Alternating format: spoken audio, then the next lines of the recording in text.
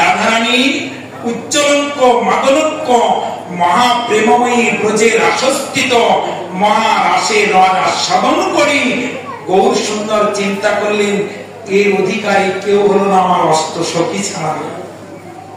এবার আমি নদীয়ার পক্ষে যাব, নাম রস রূপে, নাম রাস রূপে, নাম প্রেম রূপে এবার ঘরে ঘরে যে এই রাস করব নাম রূপে, আর সমস্ত জীবকে আমি কৃষ্ণ বলিয়ে এই পথে নিয়ে আসবো।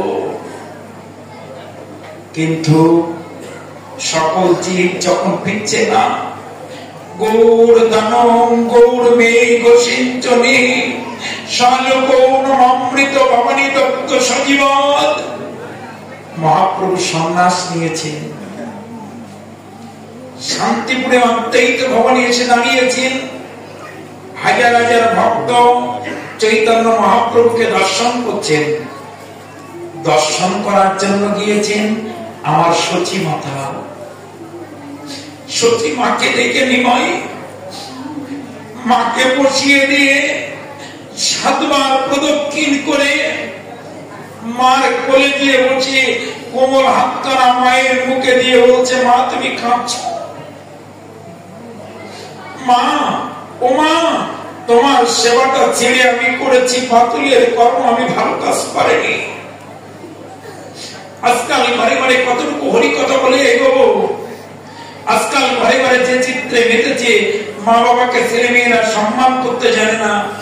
বয়স হয়ে গেলে বুড়ো বুড়ি বলে, ঘরে যে আদর করে বৌমা এনেছিল সে আর মা বলে ডাকছে না, খেতে দিচ্ছে না, ভাগাভাগি করছে, তুই 3 মাস খেতে দে আর বড় ভাই আরো 2 মাস দেবে। আরে মা বাবা কি ফুটবল?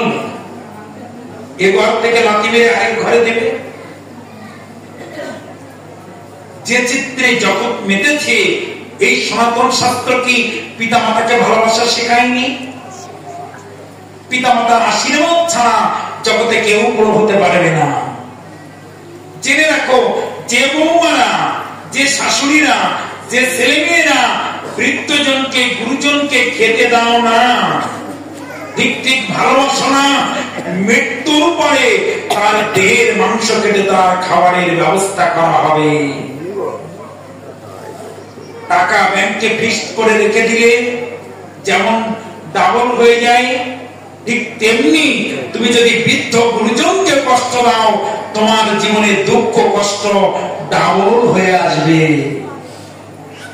প্রস্তুত হয়ে যাও সমস্ত কর্মফলের হিসাব দেওয়ার জন্য। কিন্তু ঘরে ঘরে চিত্র থেকে ফিরে আসতে হবে। মা বাবা কি ভালোবাসা সনাতন শাস্ত্র শেখায়নি? চৈতন্য মহাপ্রভু মাকে বলছেন, মা তোমার সেবাটা ছেড়ে আমি করেছি পাতুলের কর্ম, আমি ভালো কাজ করিনি। নিমাই, নিমাই মা, আমি ভালো কাজ করিনি। নিমাইয়ের মুখটা চেপে ধরে বলছে, তুই সন্ন্যাস নিয়েছিস না? এমন বলিস না, এমন কেন বলছিস? মা, আমি কেন নিয়েছি জানো? ও মা, আমি 2 হাত তুলে আমি হাত নামাই না। আচ্ছা গৌর হরি দেখো, সামনে মন্দিরে 2 হাত তুলে আছে, কি আমার কাছে গাড়ি বাড়ি চেয়েছে? আমার কাছে অর্থ বৈভব চেয়েছে? কি চেয়েছে জানেন? 2 হাত তুলে বলছে, তোরা কবে আমার হবি বল, কবে তোরা কৃষ্ণ বলবি বল, কবে তোরা আমার কাছে আসবি বল। কিন্তু ওমা সবাই আসছে না, ওমা সবাই এলো না, তাই আমি সন্ধ্যায় গিয়েছি। কেন জানো মা? ওমা তুমি কাঁদো, বিষ্ণুপ্রিয়া কাঁদুক আর আমি কাঁদি, 3 জনকে দেখে যদি জগৎ জীবকে একবার কৃষ্ণ বলতে পারি। চৈতন্য মহাপ্রভু তাহলে সন্ধ্যায় গিয়ে কাঁদছে কেন? আমার মতো দুরাচারী, আমার মতো পাষাণ্ডিক কীটকে একবার কৃষ্ণ বলাবে তাই। মাকে কাঁদিয়েছে কেন? ওই আমার মতো পাষাণ্ডিকে কৃষ্ণ বলাবে তাই। সচী মাকে, বিষ্ণুপ্রিয়াকে কাঁদিয়েছে কেন? ওই আমাকে কৃষ্ণ বলাবে তাই। কিন্তু হায় রে দুর্ভাগ্য যে আমি মহাপ্রভুর সচী মাতার বিষ্ণুপ্রিয়া চোখের জলের মূল্য দিতে পারলাম না, কৃষ্ণ ভজন করা হলো না। কিন্তু মহাপ্রভু যখন কৃষ্ণ নাম করতে করতে ওই ঝাড়িখণ্ডের পথ দিয়ে অশ্রু প্রেমশ্রু বিসর্জন করে চলেছিল, মহাপ্রভুর কৃষ্ণ নাম করতে করতে একটা ব্যাঘ্রের গায়ে মহাপ্রভুর চরণ স্পর্শ হয়েছিল। কার গায়ে বললাম বাবা? বাঘের গায়ে। বাঘের গায়ে, মানুষ না কিন্তু কে? বাঘ। বুঝতে পেরেছেন? হিংস্র বাঘের গায়ে, ঘুমন্ত ব্যাঘ্রের গায়ে পা লাগলে মহাপ্রভু বলছে কৃষ্ণ কহ। বলা মাত্রই ওই হিংস্র বাঘ সামনে বাড়িয়ে দেওয়া পদ দুখানা আস্তে আস্তে করে উপরে তুলে দিয়ে মহাপ্রভুর দিকে তাকিয়ে নয়ন জল ফেলে দিয়ে কৃষ্ণ নাম করতে শুরু করে দিয়েছে। আচ্ছা, বাঘকে দেখে হরিণ আসে বাবা? বাঘকে দেখে তো হরিণ আর পালায়। সেদিন হরিণ ছুটে এসে ওই বাঘকে জড়িয়ে ধরে চুম্বন করে যখন কোলাকুলি করে কৃষ্ণ নাম করছে, মহাপ্রভু প্যাল প্যাল করে তাকিয়ে চোখের জল ফেলছে আর বলছে, ওরে বাঘ হরিণে হিংসা বলে কৃষ্ণ নামে অশ্রু বিগলিত হলো, এখনো অনেক চিবে হলো না। একটা বাঘ হরিণে হিংসা ভুলে গেল, ভুলতে পারলাম না একটা ধর্মের সাথে একটা ধর্মে, ভুলতে পারলাম না ভাইয়ে ভাইয়ে, ভুলতে পারলাম না স্বামী স্ত্রীতে, ভুলতে পারলাম না পিতা পুত্রে, ভুলতে পারিনি একটা সাধু সাধুতে, একটা বৈষ্ণব বৈষ্ণবে, একটা ব্যাঘ্র হরিণে হিংসা বলে তারা কৃষ্ণ নামে মেতে গেল। বলো বলো। কিন্তু আমার ভোলা হলো না। মহাপ্রভু যখন কৃষ্ণ নাম করে এগিয়ে চলেছে, যেতে যেতে ওই ব্যাঘ্র মহাপ্রভুর পিছনে পিছনে চলছে। মহাপ্রভু বললেন, ব্যাঘ্র ব্যাঘ্র তুই ফিরে যা, ফিরে যা, আর কৃষ্ণের শহরে যাবো। ব্যাঘ্র মাথা নাড়ছে, না প্রভু, আমি তোমার সঙ্গ ছাড়া থাকতে পারবো না, এই তোর জায়গা এখানে না। বহু সুন্দর এই কথাকে লঙ্ঘন করবে না ব্যাঘ্র। তাই কি করেছিল জানো? ওই বনে ছিল, তবু আর হিংসার দ্রব্য গ্রহণ করেনি। মাত্র 15টা দিন হিংসার দ্রব্য পরিহার করে ওই কৃষ্ণ নাম মহামন্ত্র জপ করে হানিতায় গৌরবে ব্যক্ত জৈব কোষ পরিত্যাগ করে গোবিন্দ চরণ প্রাপ্তি লাভ করেছিল। একটা ব্যাঘ্র পেয়ে গেল, একটা ব্যাঘ্র পেয়ে গেল। বলো না কেবল আমার কি করতে এসেছিলাম, কি করে গেলাম, কি আমার সাথে যাবে? আচ্ছা, এই শ্রীমন্দির প্রাঙ্গণে যত ভক্ত উপস্থিত হয়েছেন, এর ভিতরে মারা যাবেন না কে? হাত তুলুন। এর ভিতরে মারা যাবেন না কে?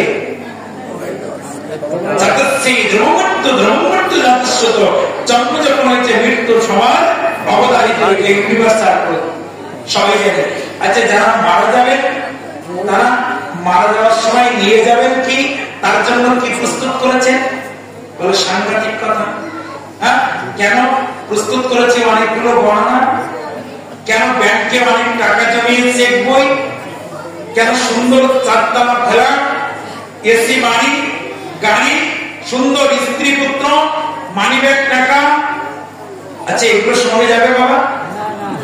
না, অনেকে মনে করছে কি জানা, আমার মতো মূর্খ জানা, বলে ব্যাংকে অনেক টাকা রেখেছি, ওই চেক বইটা মনে হয় ঘাঁটি করে নিয়ে যাবে। আচ্ছা, নিয়ে যাওয়া যাবে? যদি রেখেও দেয়, নিয়েও যায়, তবে চিতা পর্যন্ত, তারপরে আচ্ছা চিতা জানেন তো? যেদিন বাঁশের দোলাতে দোলাতে দোলাতে নিয়ে যাবে কোথায়? কাশি। কেউ কেউ বলছেন না তো দিল্লি, বোম্বে। হ্যাঁ, কোথায় নিয়ে যাবে? শ্মশান ঘাটে। এই শ্মশান চেনেন বাবা? কি করে এখানে? মুমুস রান্না করে খায়। কি করে বাবা? সব দাহ করা হয়। বাবাকে, মাকে, কাকুকে, ঠাকুরমাকে, কারো কারো আত্মীয় স্বজনকে বা গ্রাম প্রতিবেশীকে আপনি পুড়তে দেখেছেন, কিন্তু মনে আছে তো আপনাকে পুড়তে হবে। যার যার নিত্য এই শ্মশান ঘাটের কথা মনে করতে পারবেন, যে যে মনে করতে পারবেন আমার মৃত্যু হবে, আর যে যে মনে করতে পারবেন আমার এই স্ত্রী পুত্র গাড়ি বাড়ি অর্থ ব্যক্ত বৈভব কিছু যাবে না, আমার এই শ্মশানে যে পুড়তে হবে, একমত স্থায়ী হবে, আমার কর্মফল হরিনাম সাধুগুরু বৈষ্ণব চরণতুলি ভজন পূজন বন্দনান্বিক এতটুকু আমার সঙ্গে যাবে।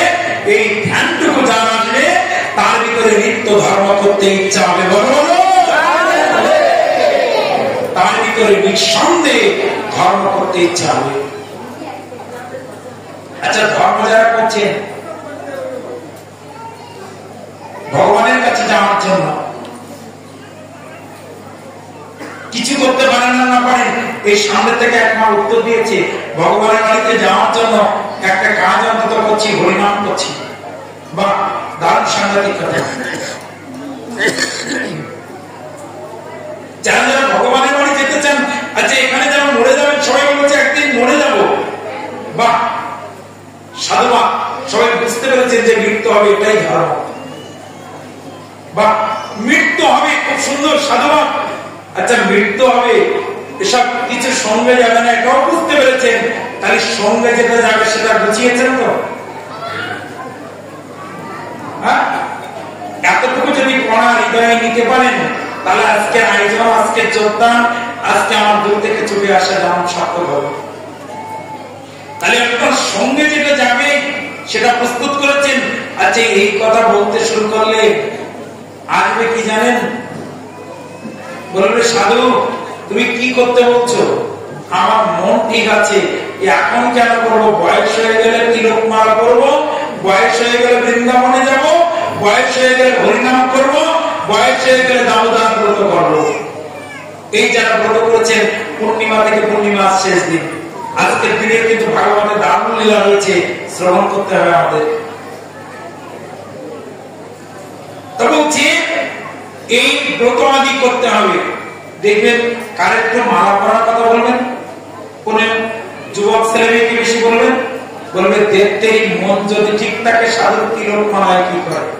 আচ্ছা বলে এদিকে, আপনাদের দিকে কেউ বলেন, আমাদের সামনে থানার দিকে বলে, কেউ কেউ মনে মনে বলছে না, সব জায়গায় একই রকম বলে। আচ্ছা জানেন কিনা জানি না, আমি ছোট্ট একটা চাকরি করি কলেজে, হাই স্কুলে। আচ্ছা কোন ক্লাসে যে যদি আমি বলি এই তোমরা পরীক্ষায় কে কে ফেল করতে চাও, দাঁড়িয়ে ওঠো, কেউ দাঁড়াবে বাবা, কেউ দাঁড়াবে না। আচ্ছা বলেন তাহলে সবার কি মন ঠিক আছে? সবার মন ঠিক আছে, সবাই পরীক্ষায় পাস করতে চায়। আচ্ছা সবাই বসে আছে, কেউ দাঁড়ায়নি, মন সবার ঠিক আছে, কিন্তু যে পরীক্ষার খাতায় ঠিক ঠিক লিখবে না, সে বসে থাকলেও পাস হবে না, হবে না। তাহলে আমাদের এখানে কিন্তু সবার মন ঠিক আছে, সবাই গোবিন্দের বাড়িতে যেতে চাই, কেউ কিরমিটির জনি আদি 84 লক্ষ জনি ভ্রমণ, কেউ নরকে যেতে চাই না, কেউ সবাই ভগবানের বাড়িতে যেতে চাই। আচ্ছা কর্মগুলো ঠিক ঠিক না করলে যাওয়া যাবে তো? বুঝতে পেরেছেন? বা ভগবানের বাড়িতে যেতে গেলে তাহলে কর্মগুলো ঠিক ঠিক করতে হবে। এবার কর্মগুলো কি, খুব মন দিয়ে পড়াটা নিয়ে নেবে। এই তিনটা পড়া, এই তিনটি পড়া যদি খুব সরল করে নিতে পারেন, তাহলে মনে করবেন ভগবানের দিকে দুটো এগিয়ে আছে। পড়া তিনটি কি? আচ্ছা এদিকে কেউ মারা গেলে তাকে তাড়াতাড়ি করে ঘর থেকে বাইরে বের করে তার মাথার কাছে একটা গাছ রেখে দেয়। কি গাছ? চলে বলো। কেন? বাড়িতে অনেক রকম টবে ফুল গাছ লাগিয়েছে, ওদিকে হয় না? হ্যাঁ, আম গাছ, জাম গাছ, বকুল গাছ দিয়ে জন্ম দিয়েছ, কত গেটের কাছে গেট ফুল লাগিয়েছ, দোকান দিয়ে বাড়িতে ঢুকতে কত মনোহরি পাতাবাহার গাছ লাগিয়েছ, কত ছাদের পরে টপ দিয়ে তুমি ড্রাগন গাছ লাগিয়ে নিয়েছ। মরে গেলে ড্রাগনের টপ রাখলে হবে না? বলে তাই কি হয়? বুঝলাম, হায়রে সনাতন, বুঝলাম তো মরে যেয়ে বুঝলাম, বুঝলাম তো মরে যেয়ে বুঝলাম। স্ত্রী বলছে কি, স্ত্রী বলছে এই সোনার গহনা দাও, সোনার গহনা দাও, সোনার গহনা দাও। এবার এই বলতে বলতে স্ত্রী হরিবল হয়ে গেছে, কি মারা গেছে। এবার যদি কেউ জুয়েলারি দোকান থেকে যত গহনা ছিল 15 বিঘে জমির দলিল জমা দিয়ে ওই সমস্ত গহনা এনে স্ত্রীকে পরিয়ে দেয়, স্ত্রী গহনা পাওয়ার স্বাদ মিটবে না? স্ত্রী তো তখন মারা গেছে, মরে গেলে তখন তুমি তার মাতার কাছে এনে দিলে তুলসী। কারো কারো জীবনে এটা রেকর্ড করে নাও হৃদয়ে, কারো কারো জীবনে এখনো আম গাছ, জাম গাছ, বকুল গাছ, পাতাবাহার গাছ, গেট ফুল গাছে জল দেওয়া হয়েছে, কত সারানুয়ে ছাদে জল দেওয়া হয়েছে, কিন্তু কারো জীবনে এখনো তুলসী গাছে একটু জল দেওয়া হয়। বললেন বাবা তো 12 মাসে পেয়ারা দেবে না, জল দিয়ে কি করবে? ও একটা ফল দেবে কখন জানো? মরার পরে। মরার পরে মারার পরে ওই ফলটাও দেবে। এজন্য যদি পারো তুলসীকে ধারণ করো। লাভটা কি? তুমি মরে গেলে অন্তত যমদূত তোমাকে নিয়ে যেতে পারবে না, বিষ্ণুদূত এসে তার লোকে নিয়ে যাবে যে আমার কৃষ্ণ ভক্ত এ তুলসীর মালাকে স্পর্শ করেছে, এ তুলসী ভক্তি জাননী মহারানীকে জল দান করেছে। আর মরে গেলে বুকের পর একটা গ্রন্থ দিয়ে দেয়। কি গ্রন্থ? দেয় দিকে বাবা বলে সব জায়গায় দেয়, বাইরে গায়ে দেয়, গীতাকে বুকের পরে দিয়ে দেয়। আচ্ছা বলছে মহাজন যদি তুমি পারো 18 অধ্যায় 700 শ্লোক গীতা পাঠ করো নিত্য।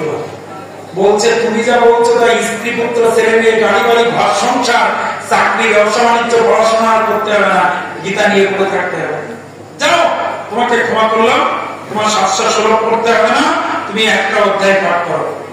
ঠাকুর আমার সময় নেই, তোমার কি সময় নেই? আচ্ছা তুমি একটা শ্লোক পাঠ করো। আচ্ছা একটা শ্লোক পাঠ করার সময় আমার নেই, বাইরে গায়ে যাও। তো বললো ঠিক আছে যাও, তুমি গীতাতে একটু ফুল তুলসী দিয়ে মাথায় বুকে স্পর্শ করে এসো।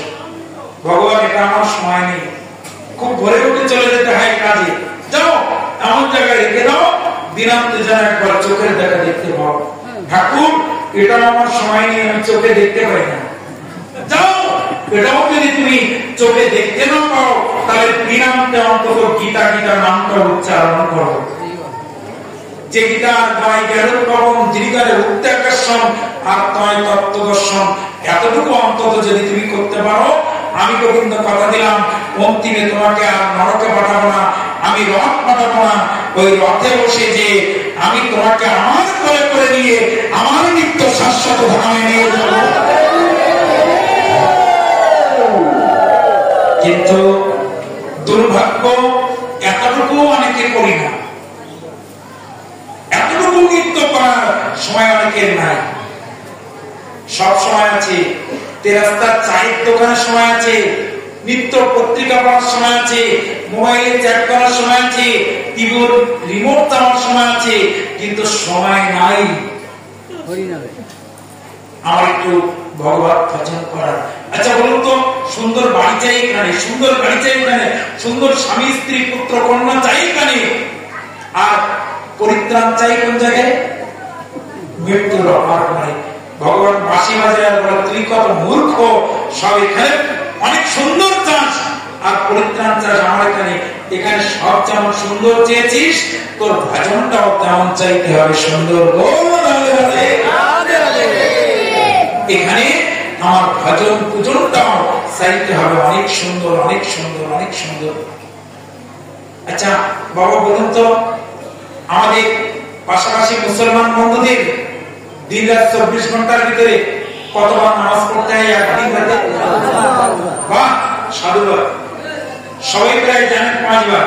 ঠিক আমার সামনের কজন বাদিয়ে জোরে এই কাজটাই বলবেন, আমাদের সনাতন ধর্মে দিন রাত 24 ঘন্টার ভিতরে পূজা বন্দনা আহ্নিক করতে হয় কতবার? 3 বার। সর্বনাশ, কেউ 2 বার, কেউ 3 বার, কেউ বলছে বললে যদি ভুল হয় 8 বার, আবার কেউ বলছে 5 বার, আবার বলছে 6 বার। আচ্ছা আমাদের কি নিয়ম নেই? এরা জানে হরিবোল করতে এরা জানে লাইট মাইক প্যান্ডেল করতে, এরা জানে বাজি ফোটাতে, আবির ছড়াতে, কিন্তু এসব তত্ত্বের সন্ধান জানে না। কি করে রক্ষা করবেন? কতবার সনাতন ধর্মের পূজা পালন করতে হয় প্রত্যেক দিনে 8 বার। বলবেন সর্বনাশ সম্ভব না। দেখবেন যজ্ঞ হচ্ছে অষ্টপ্রহর, 16 প্রহর, অষ্টপ্রহর মানে 8 প্রহর পূজা হচ্ছে। প্রাত, পূর্বাহ্ন, মধ্যাহ্ন, সায়াহ্ন, প্রদোষ, নিশা, এমন করে অষ্টপ্রহর। ভগবান বলছে এই তুমি কায়স্থ মানুষ, তোমার স্ত্রী পুত্র ছেলে মেয়ে মা বাবা আছে, তুমি 8 বার পারবে না, যাও তোমাকে ক্ষমা করলাম, তুমি 6 বার করো। ঠাকুর 6 বার তো পারো না, দুপুরে চাকরিতে থাকতে হয়, যা তোকে 5 বার করিস। ঠাকুর 5 বার পারবো না, সকালে দিন মজুর খাটতে যেতে হয়, যা তুই 3 বার করিস। ঠাকুর দুপুরে চাকরিতে থাকি, ব্যবসায় থাকি, দিন মজুরি থাকি, যা তোকে ক্ষমা করে দিলাম, তুই 2 বার করিস। দিনে 1 বার, রাতে 1 বার। ঠাকুর সময় পাবো না, অনেক ঘরে চলে যায় রিক্সা নিয়ে, আর কত বছর যা তুই দিন রাত 24 ঘন্টার ভিতরে অন্তত 1 বার আমার নাম স্মরণ করিস। ঠাকুর আচ্ছা 1 বার যদি না করতে পারলেন আর কি অজুহাত দেবেন? আর কি অজুহাত দেবেন? আচ্ছা এখানেই অনেকে আছি যে দিনান্তে 1 বার পূজা বন্ধন আননি, গুরু প্রদত্ত মন্ত্র, গীতা ভাগবত পাঠ, ভগবানের কাছে প্রণাম, দিনান্তে 1 বার করি না, এখানেই অনেকে আছি। আমাদের দিকে যেটা হয় সেটা বলি, শুধু বৌমা ঠাকুর ঘরে যাবে, শাশুড়ি যাবে না, বা শাশুড়ি গেল, বৌমা পাশের বাড়ি একজনের সাথে বলতে থাকলো আমার শাশুড়ি শুধু আমার ঠাকুর করে। হ্যাঁ, আবার কোন বাড়িতে কি হয়, শাশুড়ি মা সন্ধ্যা করতে গেছে, বৌমা রান্না করছে, ছেলে তেরাস্তা মনে মোবাইলে চ্যাট করছে, আর মেয়ে পালঙ্কের উপরে পাটা উঠিয়ে দিয়ে টিভি সিরিয়াল দেখছে। ও আমাদের দিকে হয়, এদিকে হয় না। এদিকে কথা বলবো না, এদিকে সবাই কেউ কেউ মনে মনে বলছে আমাদের সব জায়গায় 1 সমান। হ্যাঁ, সব জায়গায় 1 সমান, তাহলে বলো না বাবা পূজা বন্ধন আনবি কি শুধু শাশুড়ির জন্য, শুধু বৌমার জন্য, শুধু ছেলের জন্য, শুধু মেয়ের জন্য না। কোন দিন কৃষ্ণের সংসার হবে, কোন দিন শোনো, যেদিন তোমার স্ত্রী সন্ধ্যা প্রদীপ ধরবে, শাশুড়ি মা পিছনে দাঁড়িয়ে জয়ধ্বনি করবে, শ্বশুর মশাই মৃদঙ্গ বাজাবে, প্রদীপের করতাল বাজাবে, আর পুত্র এসে হরিনামে নৃত্য করবে,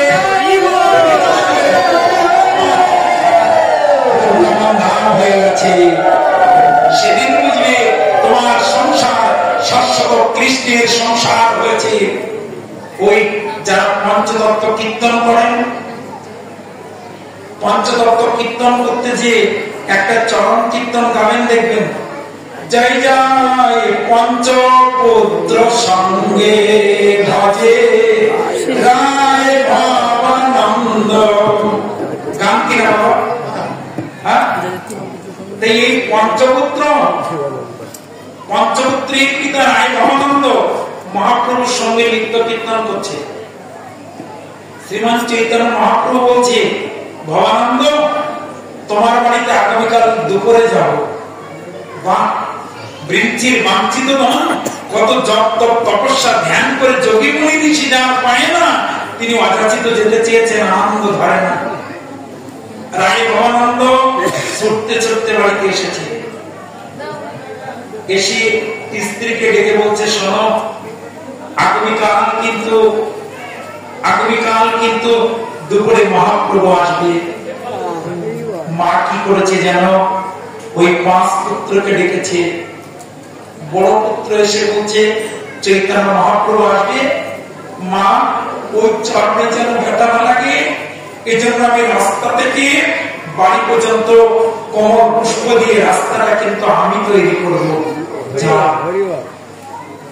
এবার মেজে পুত্র বলছে, মা আমি কিন্তু ওই রাস্তা থেকে প্রভুর চামড় ব্যঞ্জন করতে করতে আমি নিয়ে আসবো, প্রভুর ওই কোমর অঙ্গে যেন ব্যথা না লাগে, গরম না লাগে। এবার দ্বিতীয় পুত্র বলছে, জানো মা আমি প্রভুর গলার মালাটা কিন্তু আমি নিজে হাতে করে কাটবো। এবার আরেক পুত্র বলছে আমি প্রভুর বসার জায়গা করব। আরেকজন বলে বসলো আমি নিজে হাতে করে প্রভুর চরণটা ধৌত করে দেব। স্ত্রী বলছে প্রভুর সেবার জন্য রন্ধন আমি করব। এলো সেই মধ্যাহ্নকাল, মহাপ্রভু এসেছে। রাস্তার গেটে 5 পুত্র সহধর্মিনী ওই রায় ভবানন্দের স্ত্রী মাথায় ঘোমটা পরিহিত হয়ে কাকে জলের পত্র নিয়ে অম্র পল্লব দিয়ে ছিটিয়ে দিচ্ছে, জয়ের ধ্বনি করছে। আর এক পুত্র ধূপ দিয়ে বরণ করছে, এক পুত্র চামড় ব্যঞ্জন, এক পুত্র মালা পরিয়ে, আরেক পুত্র প্রভুকে ধরিয়ে নিয়ে দেশে বসিয়ে চরণ ধৌত করছে। মহাপ্রভু নিত্য কীর্তন করে দাঁড়িয়ে বলছে ভবানন্দ, ভবানন্দ আমার সেবা হয়ে গেছে, আমার উদার পূর্তি হয়ে গেছে, এবার আমি যাত্রা করি। ভবানন্দ আশা রেখে চরণ জল ফেলে চোখের জল চরণে দিয়ে চরণ জল করে জড়িয়ে ধরে বলছে প্রভু আপনার বৌমা সারা রাত ধরে আপনার সেবার জন্য রান্না করেছে, আপনি বলছে পেট পড়ে গেছে, আপনি একটু সেবা দেবেন না?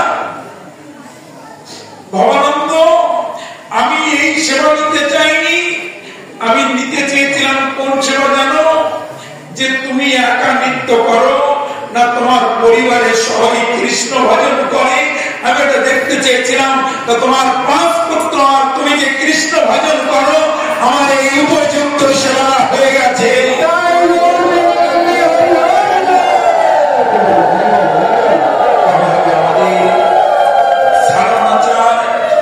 কৃষ্ণের সংসার কবে কবে আমাদের এই দিনগুলো হবে? আরে হবে কি করে? আজকাল মায়েরা দুগ্ধবর্ষ সন্তান কেবল আদৌ বল ফুটলেই জিজ্ঞাসা করে বাবা তুই কি হতে চাস? ছেলে যদি বলে আমি পাইলট হতে চাই, মা যেন পাখি হয়ে উড়ে যায়। বাবা যদি শোনে তুই কি হতে চাস, বলে আমি বড় ডাক্তার হতে চাই, আমার মনে হয় বাবা তখন মহাসাগরের তলা দিয়ে চলে শুনি। কিন্তু আমি শুনি না কোন মা বাবার কাছে যে আমার সন্তান বললে আমি আনন্দ পেয়েছি আমি কৃষ্ণ ভক্ত হতে চাই। এই কৃষ্ণ ভক্ত মেসে প্রিয় উকিল ব্যস্তা হতে পারে। আর তাতে কি হবে? যদি তোমার সন্তান কৃষ্ণ ভক্ত হতে পারে, উপরে 7 পুরুষ আর নিচে 7 পুরুষ নিঃসন্দেহে পরিত্রাণ করে গোবিন্দ চরণ প্রাপ্তি করে যদি পারো জীবনে একটা কৃষ্ণ ভক্ত সন্তান করে যাও। কিন্তু দুর্ভাগ্য আজকাল ঘরে ঘরে যে কি হয়েছে, এই কলকাতায় গেলাম পাঠ করতে, একেবারে প্রপার কলকাতা মাইকেল নগর, একটা মা তার ছেলেকে ধরে এনে বলছে বাবা ওর একটু আশীর্বাদ করে দাও তো, ব্যাঙ্গালোরে কয়েকবার গেল কিন্তু শরীরটাও সুস্থ হচ্ছে না কেন? এই বললাম বাবা অনেক ডাক্তার তো দেখিয়েছ, তুমি গীতা ডাক্তারকে দেখিয়েছ, তুমি গীতা পাঠ করেছ? তা বলছে না এখনো তো কোনদিন পড়ার সময় হয়নি।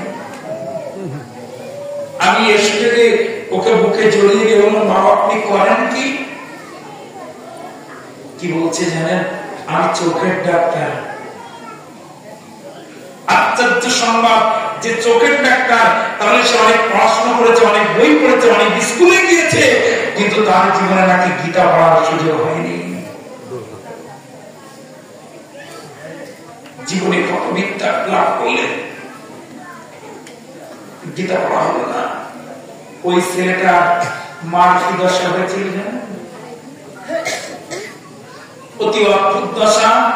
ওই 3 তলার পরে পাঠ করছি, বাস্তব কথাটি শোনো। 10টা বেজে গেছে, যখন পাঠ বিশ্রাম করব তখন দেখছি ওই ছেলের মা, বৃদ্ধ মা ঠক ঠক করে একটা লাঠি নিয়ে কাঁপতে কাঁপতে স্টেজের কাছে আসছে। এসে এখানে এসে প্রণাম করে হওয়া করে কাঁপছে। আমি উঠে নিয়ে বলছি, মা কি হয়েছে, তোমার কাঁদছো কেন? তো বলছে, বাবা তুমি বিশ্রাম করে দিলে পটে, একটু পাঠ শুনতে পেলাম না। মা এত দেরিতে এলে কেন? তো বলছে, আমার একটা ছেলে বৌমা দুজনেই চাকরি করে। বললাম, তাতে কি হয়েছে? বলে, সকালে বের হয়ে যায়, রাত 9টায় ঘরে ফিরে। বললাম, 9টা তো বেজেছে অনেক আগে, এখন তো 10টা পার হয়ে গেছে, তুমি এখন এলে যে? তো বলছে, বাবা ওই ঘরে 3 তলা থেকে এই 3 তলা পর্যন্ত আসতে আমার 1 ঘন্টা লেগে গেছে। আমি বললাম, মা এই বৃদ্ধ বয়সে তুমি আর শুতে পারবে না, তুমি যদি পারো তাহলে তুমি পরিত্রাণের কলিযুগের একমাত্র পরিত্রাণের সংকেত ধ্বনি তুমি বসে বসে যদি পারো একটু কৃষ্ণ নাম জপ করে যাও। বলছে, বাবা কোথায় পাবো? আমি বললাম, আমার কাছে একটি স্টার জপমালা রয়েছে, আমি কালকে সকালে চলে যাবো, জপমালাটা তুমি নিও। আমি ট্যাক্সিতে উঠছি, এখনো গাড়ির ডালাটা আটকায়নি, এক পা ভিতরে দিয়েছি, ওই মা এসে বলছে, সাধু বাবা আমার মালাটা দিয়ে যাও। ওই মালাটা নিয়ে 1 মালা জপ করে ওই মাকে দিয়ে বললাম, মা এই জপ যেন বন্ধ করো না। একটা দিন পরে কি হলো শোনো, মাত্র একটা দিন পরে এই বঙ্গজননীর বুকে এসে হরিনগর রাধা গোবিন্দ মন্দির থেকে পাঠ করে বাড়িতে যে রাত 2টা বাজে দেখি মোবাইল বাজছে, তাকিয়ে দেখি একটা ভারতবর্ষের নাম্বার, রিসিভ করলাম। কে রে বাবা তুই? দেখি ক্রন্দনের ধ্বনি, কোনো উত্তর নেই। এবার জিজ্ঞাসা করছি, কে বাবা তুই? ভয় হচ্ছে, কে যে বিপদে পড়লো এত রাত্রে। কাঁদতে কাঁদতে কথা বলতে পারছে না, কেটে দিলাম, আবার কল আসলো। এবার কাঁদতে কাঁদতে বলছে, মহারাজজি আপনি একটা দিন আগে কলকাতায় পাঠ করতে এসেছিলেন? হ্যাঁ এসেছিলাম। বলছি, আপনি আমার মার কাছে একটা জপমালা দিয়ে গেছিলেন না? হ্যাঁ দিয়েছিলাম। কি হয়েছে বাবা বলো। তো বলছে, জানেন আমি সকালে বাড়ি থেকে বের হয়ে যাই, রাত্র 9টায় ঘরে ফিরি। আমার কোনোদিন কলিং বেল চাপতে হয় না, গাড়ির আওয়াজ, পায়ের শব্দকে পেলে মা এসে গেটটি খুলে দেয়। কিন্তু আজ গেটে এসে দাঁড়িয়ে কতবার কলিং বেল চেপেছি, কতবার গেটে আঘাত করেছি, কতবার মামা বলে ডেকেছি, কোনো উত্তর নেই। এবার গেটটি ভেঙে ভিতরে প্রবেশ করে মা রুমের পর্দাটা নাড়িয়ে ভিতরে যেয়ে দেখি মা আর বেঁচে নেই। আমি কি করেছি জানেন? তাকিয়ে দেখছি, আমি চিত্রটা দেখে পাশের বাড়ি থেকে মোবাইল নাম্বারটা নিয়ে আপনাকে ফোন করেছি। কেন বাবা? জন্ম যখন হয়েছে মৃত্যু অবধারিত হবে, তোমার মা মারা গিয়েছে, তুমি এত রাত্রে কেন ফোন দিয়েছো? বলছে কি জানেন, আপনি যে জন্মলাটা দিয়ে গেছিলেন, আমি দেখছি আমার মা চলে গেছে, কিন্তু এই জন্মলাটি আমার মা দেখিয়েছিল আমি যাওয়ার সময়। আমি দেখছি আমার মার পাশে আমরা কেউ ছিলাম না, কিন্তু আমার মার হাতে বুকের পরে সেই জন্মলাটি এখনো ধরা রয়েছে। আমি বললাম, তোমার মা মরে গেল আর তোমাকে আর আমাকে বুঝিয়ে গেল, ওরে কেউ যদি পাশে না থাকে, ওই হরিনামটাও যদি সাথে থাকে,